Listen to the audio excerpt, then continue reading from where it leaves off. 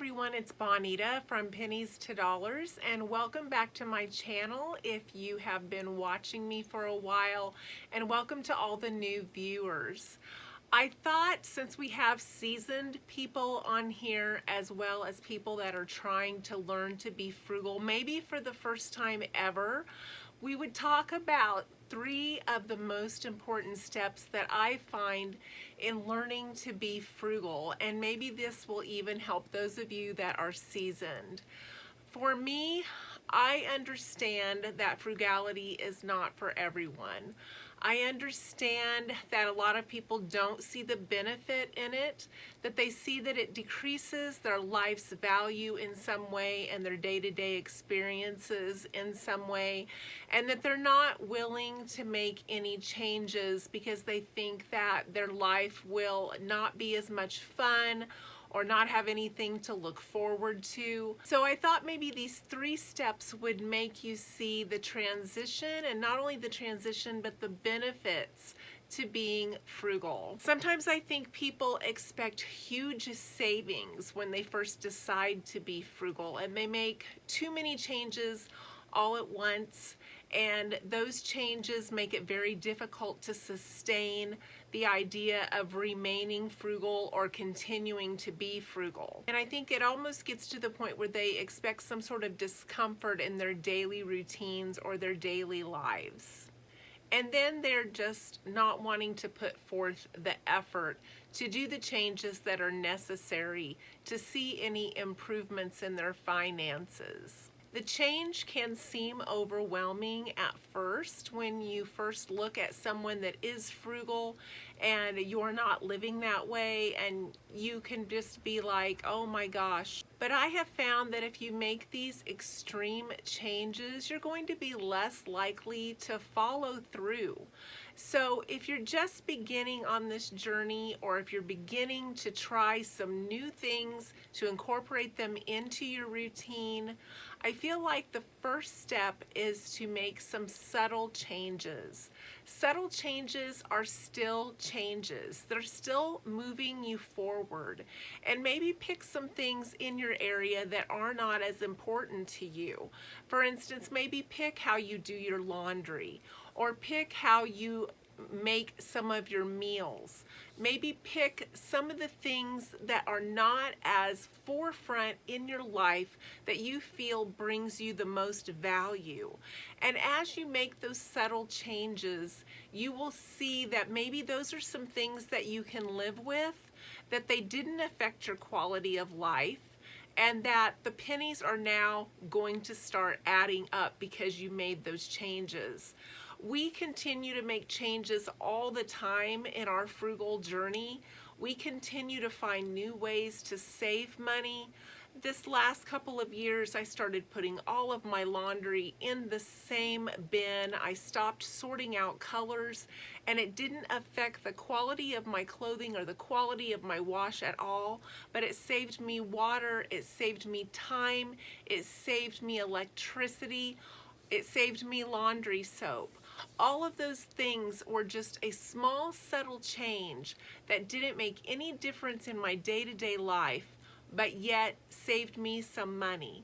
So maybe just some little subtle things like that that you can add into your routine. And those subtle changes a lot of times will lead to bigger changes. As you see that you are making a difference without it changing the quality of your life, you'll be more prone to try some other things to see if you can add those into your routine as well. Sometimes subtle changes can show you the path towards the bigger changes, and they can show you the path towards the reason that you're doing this, and that they are adding up in small ways, either in your time, in your energy, or in your dollars. Those subtle changes can help you decide which areas you want to improve or change, and which applications you want to apply to your daily life. The second tip that I would give would be the effort that you put in. Any type of effort is still a step forward, even if it is a small piece of effort, it's still effort. And that little bit of effort can cause more momentum, more motivation, more excitement to try more things. So sometimes just that little bit of effort can make a huge difference. As you're putting forth a little more effort and trying a few new things and getting excited about the process, you will see that those pennies are continuing to add up in all of these little ways that you're starting to implement in your life. Maybe if it's just changing your cleaning products to be like a dollar spray bottle of half vinegar and half water, and you stop buying the 409 and you stop buying all of these expensive $5 and $6 cleaners, you will be able to see that that little bit of effort is adding up quickly. And that's what really gets the momentum going.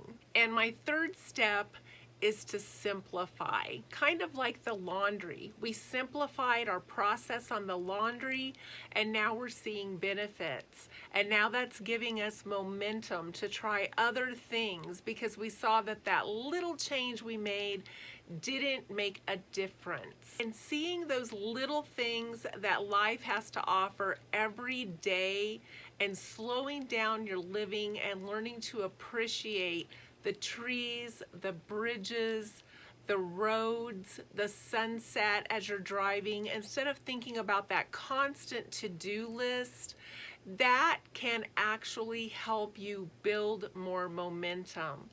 That simplified life and that simplified thought process helps you to realize that you don't need all of these materialistic things to be happy.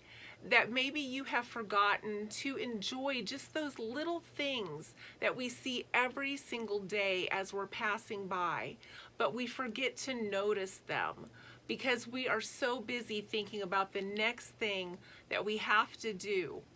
Grounding yourself in those basics can really help you see the value and the worth of the things that we are choosing to spend our money on.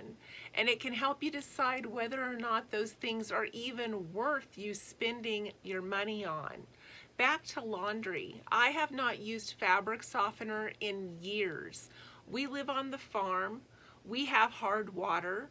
But I have never noticed any difference. My mother never used fabric softener. I've never seen a need for it. It's just one of those extra things that they kind of condition us to buy and think that we need in order to do our laundry. But if we take a step back and just look at it more simply, our clothes are still being washed.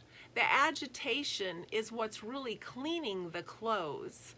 It's kind of like washing your hands with soap and water.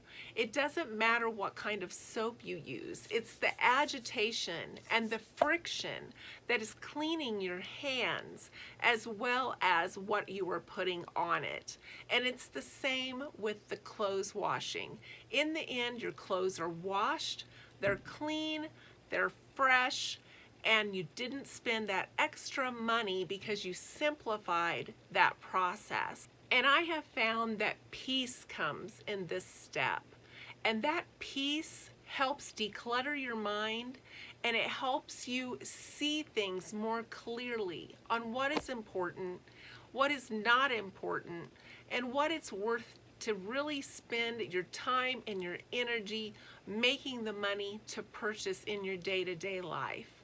And then you can use those pennies that have added up to something more important to you. So I hope this has been encouraging to you, whether or not you are starting your frugal journey or thinking about a frugal journey or thinking about adding more things to your daily life that are frugal. We continue to look every single day for more ways.